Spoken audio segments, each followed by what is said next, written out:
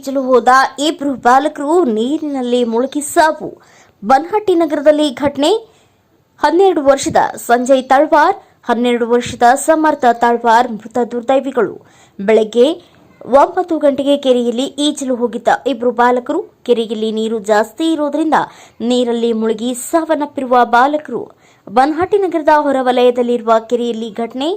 ಇತ್ತೀಚೆಗೆ ಉತ್ತಮ ಮಳೆಯಾಗಿರುವ ಹಿನ್ನೆಲೆಯಲ್ಲಿ ತುಂಬಿದ ಬನಹಟ್ಟಿ ಕೆರೆ ನೀರಲ್ಲಿ ಮುಳುಗಿ ಜೀವ ಬಿಟ್ಟಿದ್ದ ಬಾಲಕರ ಶವ ಹೊರತೆಗೆದ ಸ್ಥಳೀಯ ಈಜುಗಾರರು ಹಾಗೂ ಅಗ್ನಿಶಾಮಕ ಸಿಬ್ಬಂದಿ.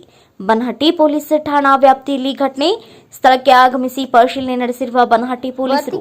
Ravi Karishetti, RD news, Rabkavi, Banahatti.